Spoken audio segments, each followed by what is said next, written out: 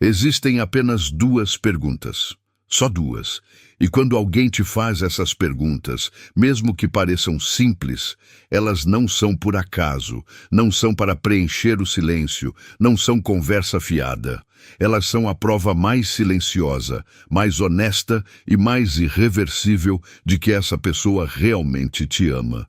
E o problema é que 94% das pessoas que as recebem respondem errado, não por maldade, não por descaso, mas porque ninguém nunca explicou o que elas realmente significam.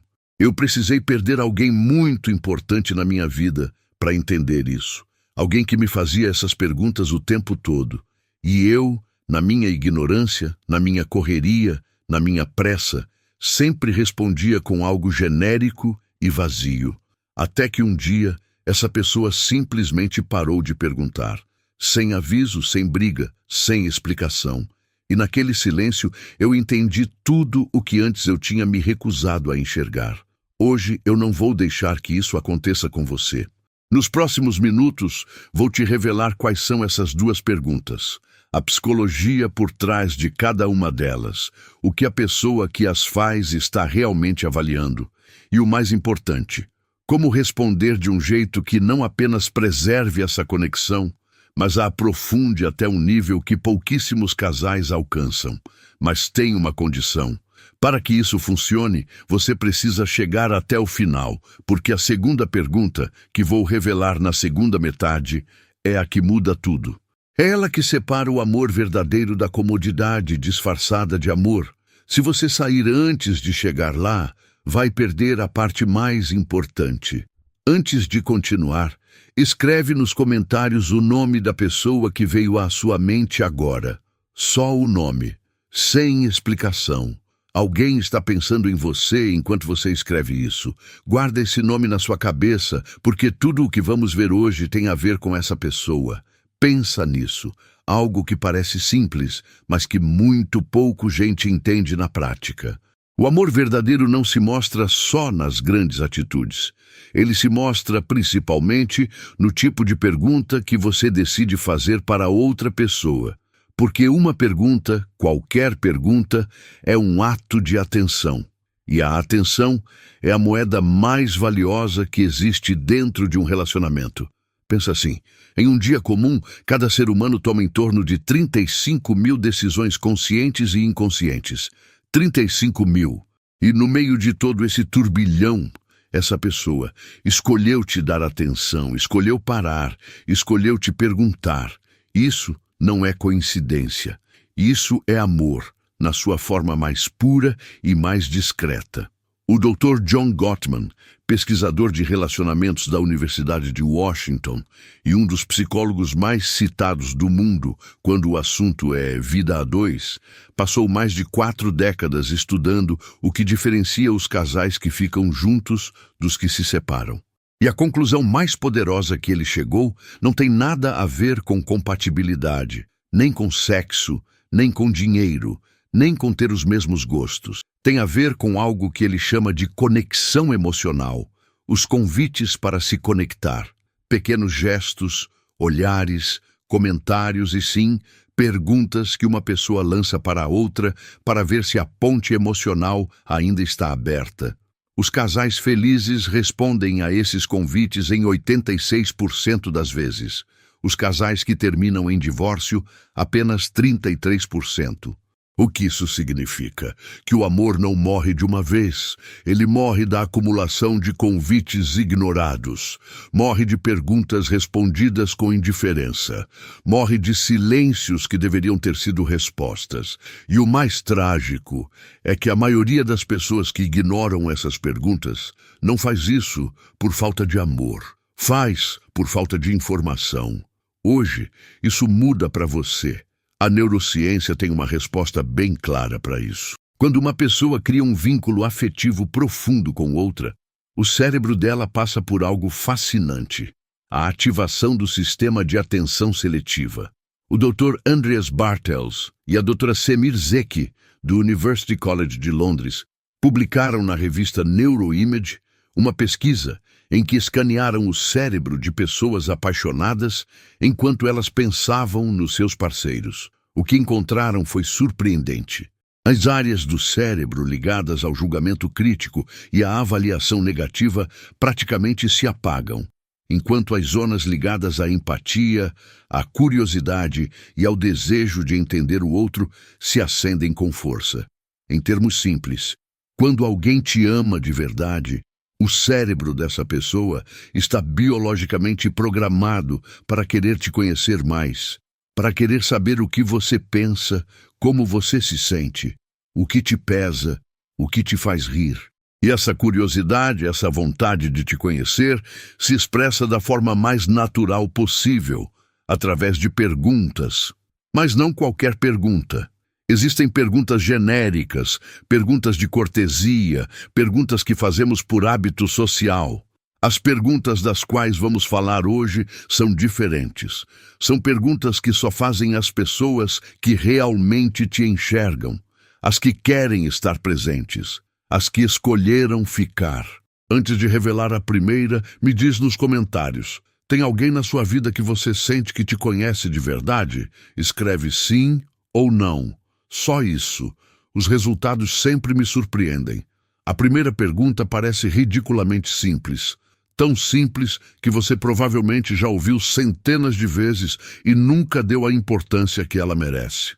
Como você está de verdade? Não é a mesma coisa que como você está.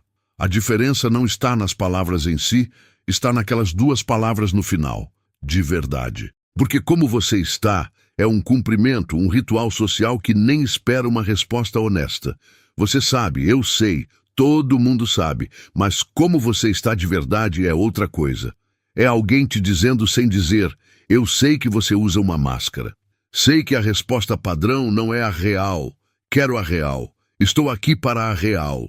Vou te contar algo que me aconteceu há alguns anos. Estava passando por um dos momentos mais difíceis da minha vida. Por fora tudo parecia bem. Trabalho estável, rotina normal, sorriso no lugar certo. Mas por dentro carregava algo que eu não sabia nem nomear. Naquele dia, no meio de uma conversa aparentemente sem importância, uma pessoa me olhou nos olhos e perguntou: Ei, como você está de verdade? Não a resposta de sempre, a real.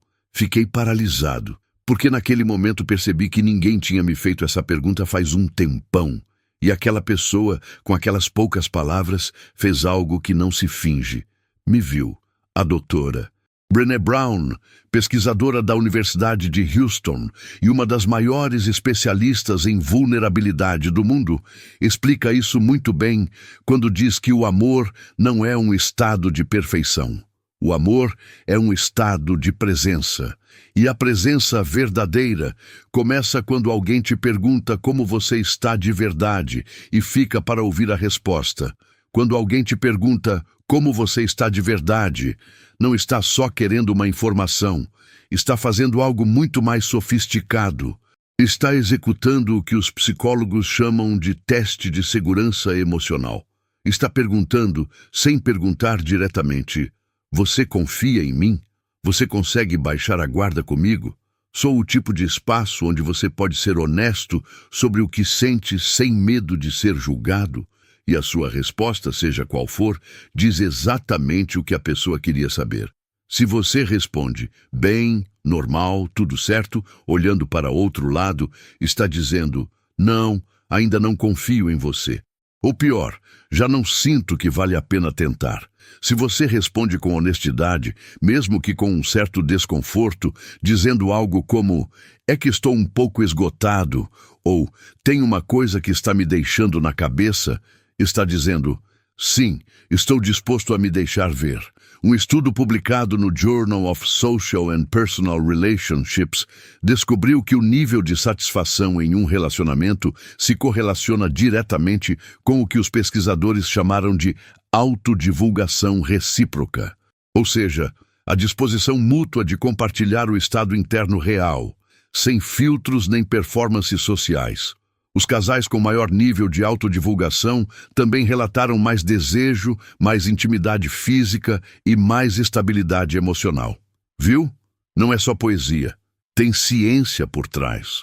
Quando alguém te pergunta como você está de verdade e você responde com honestidade, vocês estão construindo juntos a base de algo que muito pouca gente chega a ter. Um relacionamento onde ninguém precisa fingir. Agora, existem 2 erros que as pessoas cometem, e são os mais comuns ao receber essa pergunta.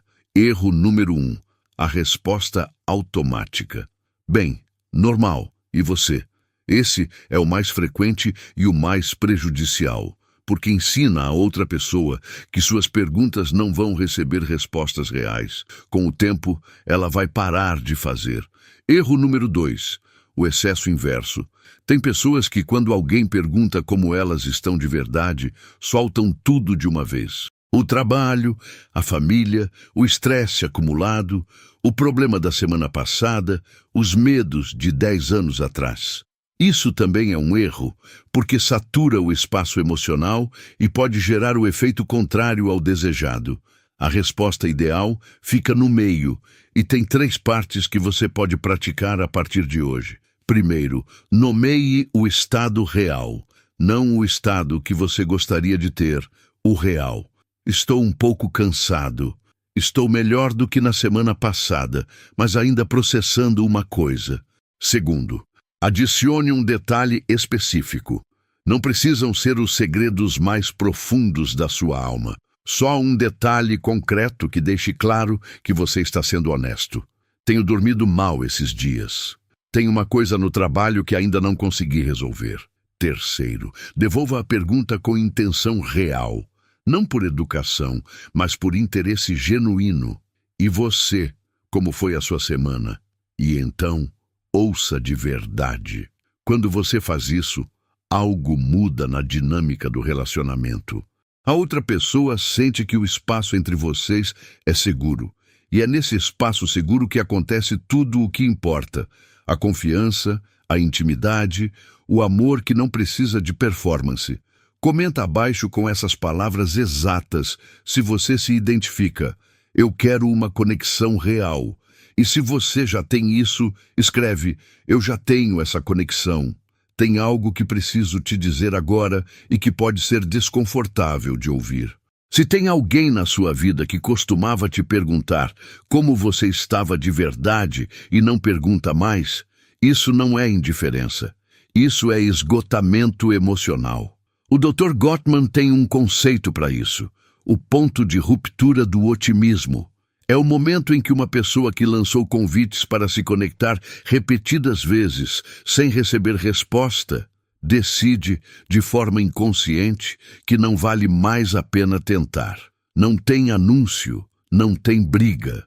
Um dia, você simplesmente percebe que essa pessoa não pergunta mais como você está. E esse silêncio diz muito mais do que qualquer discussão. Se você reconhece essa situação na sua vida, tem uma boa notícia. O silêncio nem sempre é o fim. Às vezes é uma pausa. E a forma de quebrá-la é sendo você quem faz a primeira pergunta. Chega perto, olha nos olhos e pergunta: Ei, como você está de verdade? Com a intenção genuína de ouvir a resposta real. Pode surpreender, pode incomodar, mas é o primeiro passo para reabrir uma porta que talvez você mesmo tenha fechado sem perceber. A segunda pergunta é, na minha opinião, a mais poderosa das duas e também a mais mal compreendida. Porque quando você a ouve pela primeira vez, pode parecer coisa de terapia, pode parecer exagerada, pode parecer algo que se pergunta para um amigo em crise, não para o seu parceiro numa terça-feira comum. Mas é exatamente aí que está o seu poder. O que é que mais te preocupa agora? Não é você tem algum problema? Não é está tudo bem? É uma pergunta que vai direto ao centro do que a outra pessoa carrega, e fazê-la numa terça-feira normal, numa conversa sem crise, num momento tranquilo, é um dos atos de amor mais profundos que eu conheço. Deixa eu te contar algo. Certa vez, num jantar com um casal que estava junto há mais de 20 anos, perguntei ao homem o que fazia o relacionamento deles ter sobrevivido tanto tempo com tanta energia. Esperava uma resposta sobre comunicação, respeito, trabalho em equipe. Em vez disso, ele me disse algo que nunca esqueci. Ela sempre sabe o que me preocupa. Não porque eu sempre fale, mas porque ela sempre pergunta. E quando pergunta, fica. Não dá conselho se eu não pedir. Não busca solução imediata. Só fica ali e me ouve. E isso, em 20 anos, nunca deixou de ser a coisa mais poderosa do mundo. A pesquisadora e psicóloga Shelley Gable, da Universidade da Califórnia, publicou um estudo que mudou a forma como entendemos o apoio emocional nos relacionamentos. Gable descobriu que os casais mais felizes não são os que se apoiam apenas nos momentos de crise. São os que têm o hábito de perguntar sobre as preocupações do dia a dia, as pequenas angústias, os medos que não chegam a ser uma crise, mas que pesam. E o mais revelador do estudo foi isso. Não importa tanto o que a pessoa responde a essas preocupações. O que mais importa é que ela pergunta, que escolhe estar presente antes de a situação se tornar urgente. Porque a preocupação compartilhada antes de virar crise tem um efeito neurológico comprovado. Reduz os níveis de cortisol, o hormônio do estresse, e ativa a oxitocina, o hormônio do vínculo. Em termos simples, contar para alguém de confiança o que te preocupa antes de ficar grave te faz sentir literalmente mais seguro. E essa sensação de segurança é gerada pela pessoa que perguntou. É isso que ela está fazendo quando te faz essa pergunta. Não está só ouvindo, está sendo o lugar seguro onde o seu peso fica mais leve. Existe uma diferença enorme entre amar alguém nos bons momentos e amar alguém nos momentos cotidianos, nos momentos cinzas, nas terças-feiras sem nada especial, onde só existe a vida real com toda a sua fricção. Qualquer pessoa consegue estar presente nas comemorações, nas viagens, nos momentos que se fotografam. Isso não exige amor, exige presença física. Mas a pessoa que te pergunta o que te preocupa numa terça-feira cinza, que para no meio da própria vida para te perguntar sobre a sua, essa pessoa decidiu que o seu bem-estar cotidiano importa. Não só o seu bem-estar nos momentos especiais, mas o seu bem-estar nos momentos normais. E isso, pela perspectiva da psicologia, é exatamente a definição de amor adulto e maduro. O amor que não aparece só quando há fogos de artifício, mas que também aparece quando há silêncio. Tem algo que eu chamo de amor que cuida. Não é o amor que salva o outro nos momentos dramáticos. É o amor que cuida do outro nos momentos ordinários, porque sabe que são esses momentos os que constroem ou destroem uma pessoa. O que é que mais te preocupa? É o amor que cuida na sua forma mais discreta e mais duradoura. Se essa segunda pergunta chegou até o seu coração, escreve nos comentários. Amor que cuida. Quero ver quantas pessoas entendem do que estou falando. E se tem alguém na sua vida que te faz essa pergunta regularmente, escreve o nome dessa pessoa. Ela merece ser lembrada. Agora vem algo fundamental. Saber que essa pergunta é poderosa não é suficiente. Você também precisa saber como respondê-la de um jeito que não feche a porta, mas que a abra. O erro mais comum é minimizar. Não é nada grave, não se preocupe. Essa resposta, mesmo bem intencionada, invalida a pergunta e ensina a outra pessoa que suas tentativas de se conectar não serão bem recebidas. O segundo erro é a lista, transformar a resposta em um relatório de problemas. Isso satura e pode gerar ansiedade em quem perguntou. A resposta ideal tem essa estrutura. Primeiro, nomeie a preocupação com clareza e honestidade. Sem drama, sem minimização, com honestidade. Tem uma coisa no trabalho que está me deixando na cabeça. Tenho uma situação com a minha família que ainda não sei como lidar. Segundo, diga a outra pessoa o tipo de apoio que você precisa.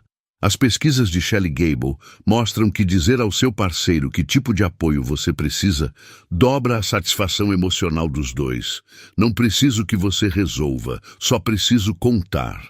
Ou o contrário, preciso que me ajude a pensar o que fazer.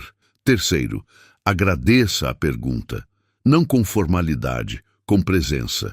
Um obrigado por perguntar genuíno diz à outra pessoa que o que ela fez importou. e isso faz ela querer continuar fazendo. Quando ambas as pessoas em um relacionamento fazem essas duas coisas, perguntar e responder com honestidade, acontece algo que a ciência documentou com clareza: o relacionamento se torna mais resistente. Não perfeito, resistente.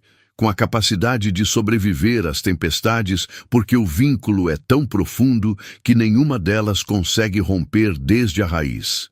Vamos parar um momento e conectar tudo o que vimos. A primeira pergunta: como você está de verdade? A segunda pergunta: o que é que mais te preocupa agora? O que essas duas perguntas têm em comum? Na superfície, nada. São perguntas completamente diferentes que aparecem em momentos diferentes de uma conversa. Mas, no fundo, as duas dizem exatamente a mesma coisa. O seu mundo interior me importa, não a sua máscara, o seu mundo interior real. As duas perguntas são formas diferentes de dizer: ainda estou aqui, ainda estou prestando atenção. Não me acostumei tanto com você a ponto de ter parado de te enxergar. Porque esse é um dos maiores inimigos do amor nos relacionamentos longos, o hábito que cega. O momento em que a outra pessoa deixa de ser um universo e passa a ser apenas uma presença familiar. O momento em que paramos de perguntar como ela está, porque já sabemos como ela está. Mas ninguém já sabe como alguém está. As pessoas mudam, as preocupações mudam, os medos mudam. E quem ama de verdade sabe disso. Por isso, continua perguntando. Agora preciso te dizer algo importante e quero que você ouça bem, porque é a diferença entre usar essa informação para se conectar ou para manipular. Não use essas perguntas como técnica, não as use como ferramenta de sedução, não as use para parecer interessado quando na verdade não está. Por quê? Porque o cérebro humano é extraordinariamente bom em detectar a diferença entre atenção genuína e atenção fingida. A doutora Helen Fisher, antropóloga biológica do Kinsey Institute, documentou em suas pesquisas algo fascinante.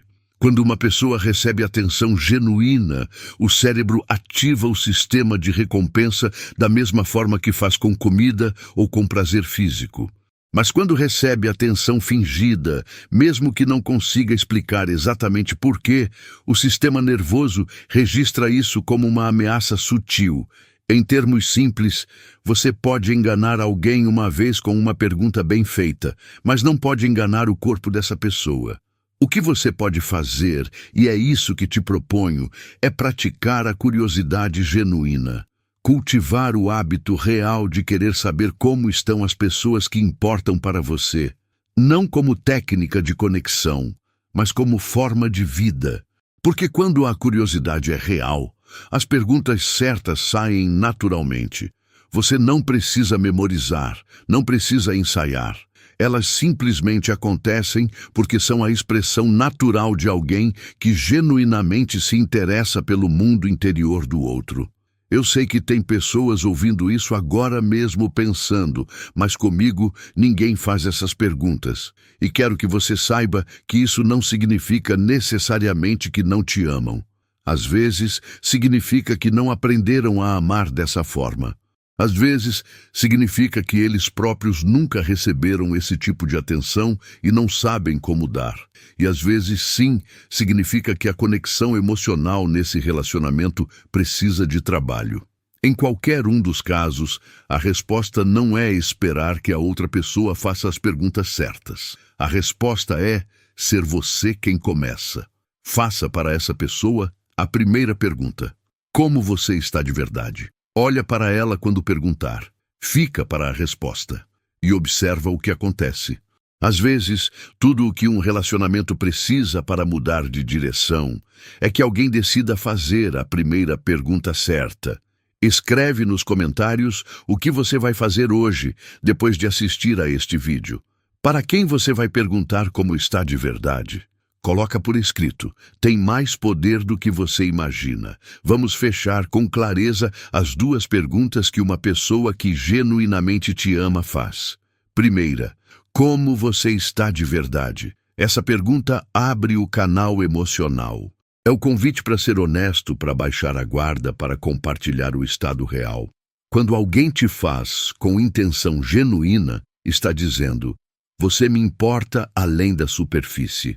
Segunda, o que é que mais te preocupa agora? Essa pergunta vai ao centro. É a prova mais silenciosa do amor maduro. Quem te faz numa terça-feira comum, quem para te perguntar o que você carrega, quem escolhe estar presente antes de chegar à crise, essa pessoa decidiu que o seu mundo interior faz parte do mundo dela. E o que eu te peço, o que te convido a fazer hoje, é que na próxima vez que alguém te fizer uma dessas duas perguntas, você não responda no automático. Não deixe essa pessoa sentir que a pergunta dela caiu num espaço vazio. Para, respira e responde com honestidade. Porque essa pessoa escolheu te perguntar, e isso merece uma resposta real. E se você quiser fazer algo com o que acabou de aprender, tem uma coisa bem simples que pode fazer agora mesmo.